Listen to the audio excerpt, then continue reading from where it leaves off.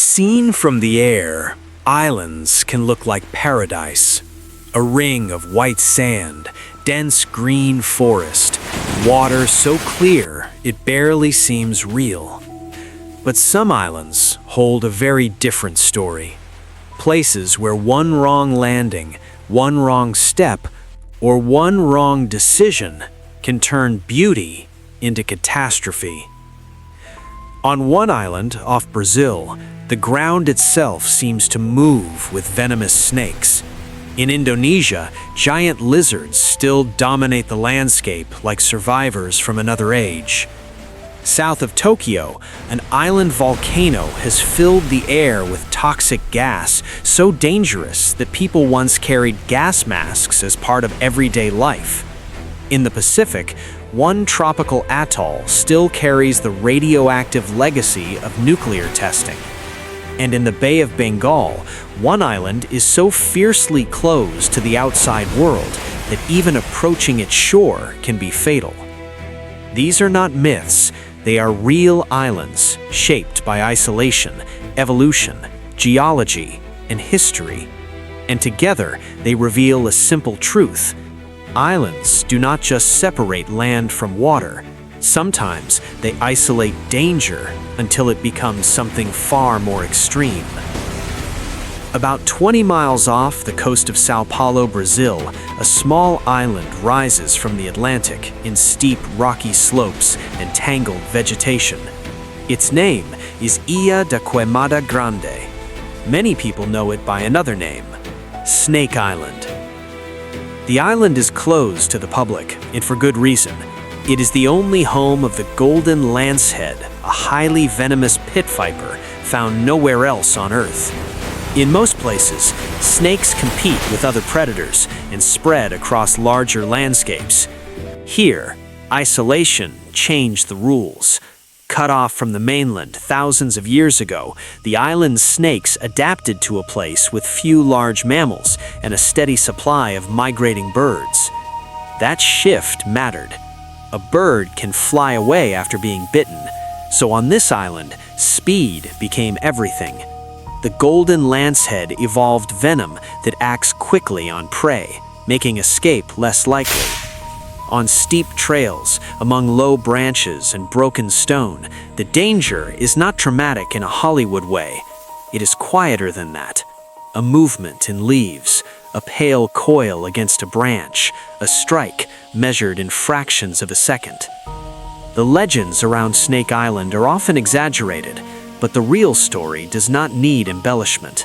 This is a restricted island where one endemic predator came to dominate an enclosed world, a place where isolation sharpens survival into something lethal. And Snake Island is only the beginning, because some islands do not hide their danger in the undergrowth, they walk in full view.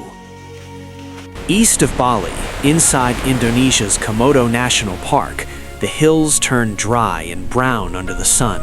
The air is hot, the grass brittle, and the trails wind through open savanna, thorny brush, and pockets of monsoon forest.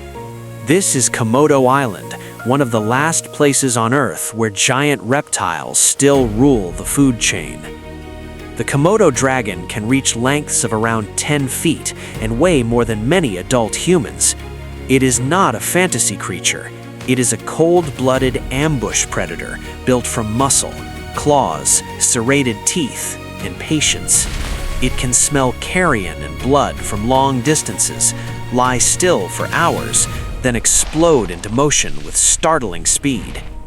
For years, people repeated the idea that Komodo dragons killed with dirty bacteria in their mouths. Research has pointed instead to venom glands that help drive shock and blood loss in prey. Either way, the result is the same. A dragon's bite is dangerous, and on these islands, people move accordingly. Rangers carry forked poles, visitors stay with guides. Distance matters. That tension is part of what makes Komodo so unsettling. The island is bright, open, even beautiful. Deer move through the grass, the sea beyond the hills flashes turquoise, and somewhere nearby, often in plain sight, A predator older than human memory is watching the path. But not every deadly island depends on teeth or venom. Some become dangerous because the landscape itself begins to breathe. Roughly 110 miles south of Tokyo lies Miyake-jima, a volcanic island ringed by dark shoreline, dense forest, and the restless Pacific. At a glance, it can look calm, but the island is dominated by Mount Oyama, a volcano with a long eruptive history, and in 2000, that history turned into crisis. After a series of eruptions and collapse events, enormous volumes of volcanic gas began escaping from the island. Sulfur dioxide spread through the air in concentrations high enough to force the evacuation of the entire population. For years, Miyake-jima became a place defined by what could not be seen clearly: invisible gas drifting through roads, fields, and neighborhoods. When residents were eventually allowed to return, daily life came with conditions. Monitoring systems tracked the air, alerts warned of rising concentrations. Masks became a practical tool, not a symbol.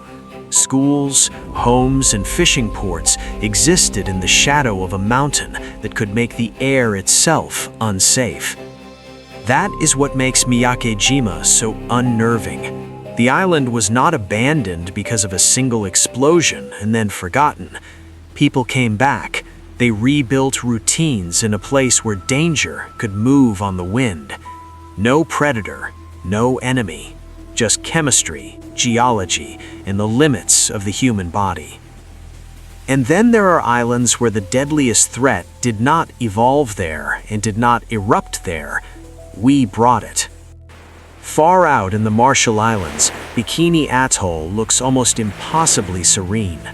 Coconut palms bend over pale sand. The lagoon glows in shades of blue that seem almost artificial. But in the 20th century, this atoll became one of the most consequential landscapes in the nuclear age. Between 1946 and 1958, Bikini was used for nuclear weapons testing after its people were displaced from their home. The explosions transformed the atoll into a global symbol. Ships were blasted in the lagoon. Coral, soil, and vegetation were contaminated. Fallout entered the environment and altered lives far beyond the instant of detonation. In photographs, the contrast is almost unbearable. Tropical stillness above, invisible contamination below.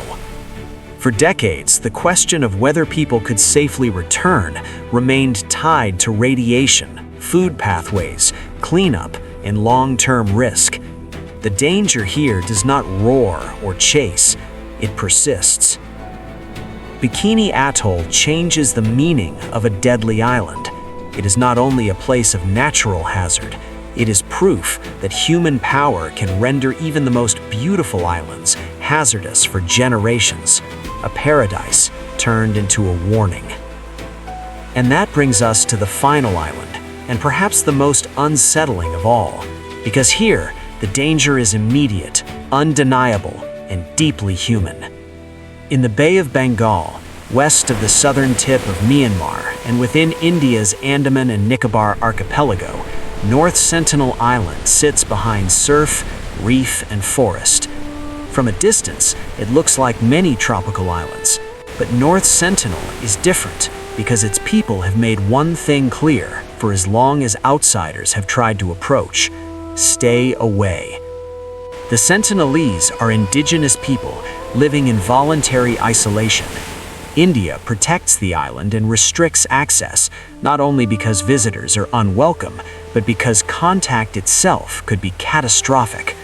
Outside diseases, against which isolated populations may have little immunity, can be as dangerous as weapons, and the Sentinelese have repeatedly defended their island from intruders. In 2018, American missionary John Allen Chow was killed after illegally attempting to reach the island. The incident shocked the world, but it also reinforced a truth long understood by anthropologists and Indian authorities. North Sentinel Island is not a place for curiosity, tourism, or conquest. It is one of the clearest surviving boundaries on Earth between the modern outside world and a people determined to keep it out. That is what makes the island so powerful in this story. Its danger does not come from monsters or extreme wildlife. It comes from a collision of worlds and from the refusal of one small community to let that collision happen on outside terms. 5 islands, 5 very different forms of danger. One shaped by venom, one by apex predators, one by toxic gas, one by radiation, one by human isolation defended at the shoreline.